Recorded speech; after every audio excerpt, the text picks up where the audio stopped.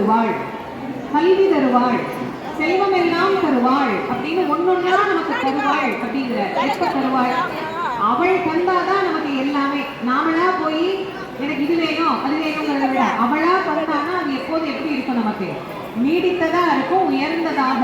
அதனால நமக்கு வாழ்க்கைக்கு வேணும் அப்படிங்கிற நல்ல செல்வத்தை தரக்கூடியவள் அம்பாள். அதனால்தான் அவளை தனம் தருவாள். நிறைய பேர் பணம் சேர்க்கிறாங்க, ஆனா பணம் சேர்க்கிற எல்லாருமே சந்தோஷமா இருக்கிறாங்களா அப்படின்னா இல்ல. செல்வம் இருக்கு, ஆனா என்ன இல்லை, மன நிம்மதி இல்லை.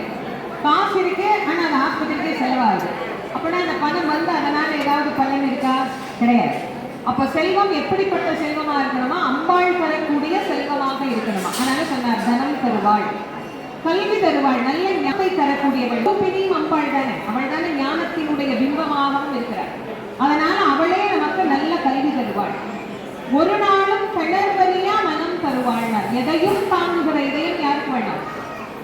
ஒவ்வொருத்தருக்கும் வேண்டாம். விடிஞ்சா ராமருக்கு பட்டாபிஷேகம், இரவிலே மாற்றாந்தாய் கையேசி கூப்பிட்டு சொல்றார், சொத்தெல்லாம் தம்பி தான், நீ வீட்டை விட்டு காட்டுக்கு போ அப்படின்னு. எல்லாருக்கும் தெரிஞ்ச ராமாயண கதை தானே. உடனே இந்த காலத்துல யாராவது ஒரு பிள்ளையை கூப்பிட்டு, எப்பா தம்பி சொத்தெல்லாம் இன்னைக்கு இல்லை, உன் தம்பி தான் அப்படின்னா பையன் காட்டுக்கா போவான்? கோர்ட்டுக்கு தான் போவான்.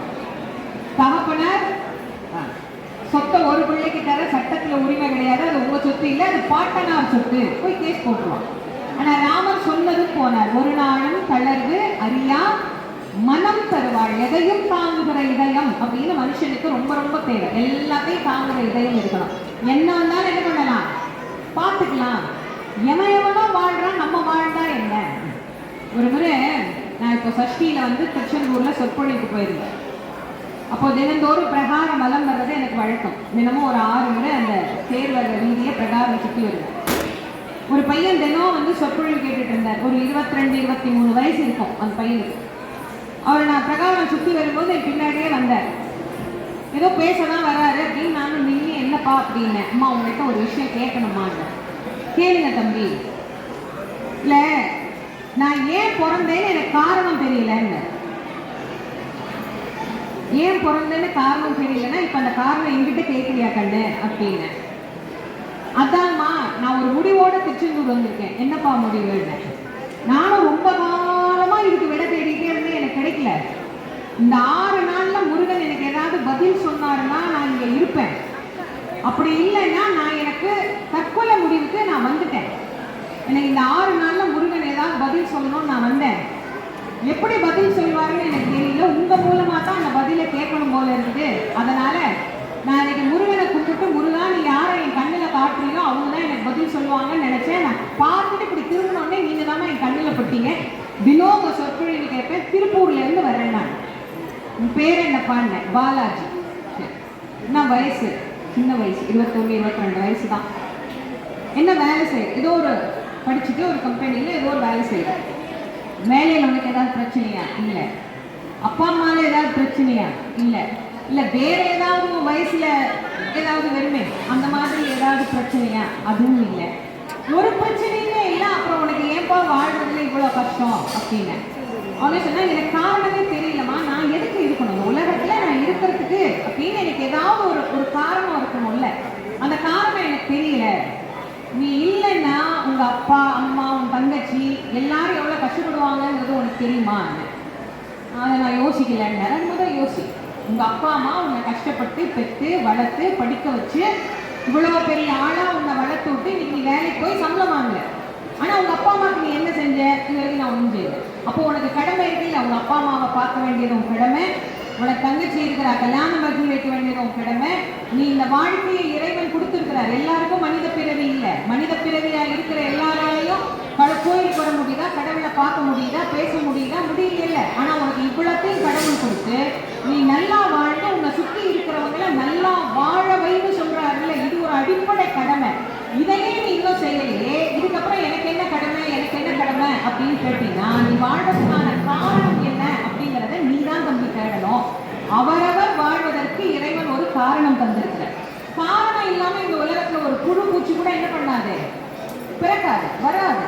எல்லாத்துக்கும் ஒரு காரணம் அப்படிங்கிறது உண்டு. நான் அப்ப அந்த பையனுக்கு சொன்னேன், எவன் வேணும் கொலை பண்றான், கொள்ளையடிக்கிறான், கண்ணு முன்னாடியே பேசுறதெல்லாம் பொய், நடிப்பு, ஊரை ஏமாற்ற வேண்டியது. என்ன, ஊரையே காரி துப்போம், ஆனா அந்த ஊர் முன்னாடியே மறுபடியும் வேஷம் போட்டுட்டு வந்து நிக்க வேண்டியது. அப்புறம் ஊரே எல்லாரும் உங்களை மாதிரி உண்டா அப்படின்னு போற்ற வேண்டியது. இதுதான் உலகத்தின் இயல்பு. கொலை பண்றவனே, கொள்ளையடிக்கிறவனே, நல்லா நடிக்கிறவனே இந்த உலகத்துல நல்லவன் மாதிரி வாழ்றானே, சுத்துறானே. உனக்கு என்னடா கண்ணு, ராஜா மாதிரி இருக்க, நீ வாழ்ந்தா என்னடான்னு அவன் சொன்ன. அதனால்தாம்மா முருகன் என்ன உங்களுக்கு காட்டியிருக்கிறாரு.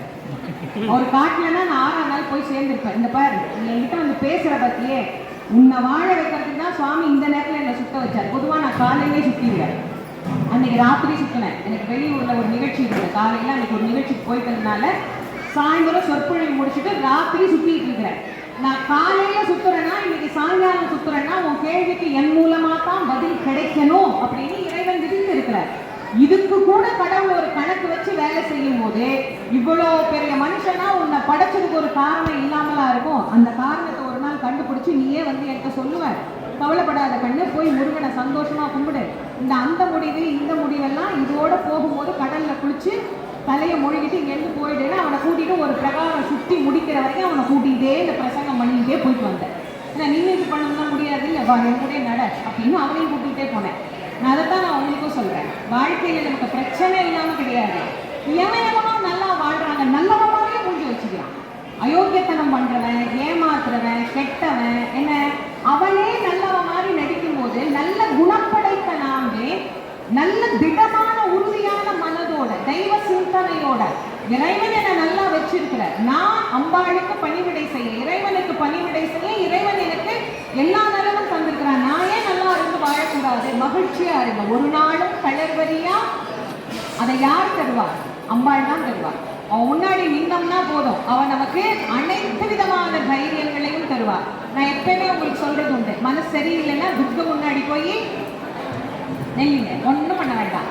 அதேதான், எந்த அம்பாளா இருந்தாலும் அம்பாள் முன்னாடி நில்லுங்க. மனசுல இருக்கிற கவலையெல்லாம் நீங்கி மன மகிழ்ச்சியை நமக்கு பெற்றுத்தரக்கூடியவளாக அம்பாள் நமக்கு விளங்குவாள். அந்த அம்பிகை உருமாறி கருமாறியாக இங்கே நமக்கு காட்சி தருகிறாள். இந்த அம்பாளுடைய ஆலயத்துல செய்வது அப்படிங்கிறது உண்மையிலேயே எனக்கு ரொம்ப ரொம்ப மகிழ்ச்சி. ஏன்னா நான் இந்த கோவிலுக்கு வந்து இன்னைக்கு தேச மங்கையர்க்கரசி அப்படிங்கிற பெயருக்கு நிறைய பேருக்கு விளக்கம் தெரியாது. இன்னைக்கு நீங்க தெரிஞ்சுக்கோங்க. பொதுவாக மாணவர்கள் நிறைய பேருக்கு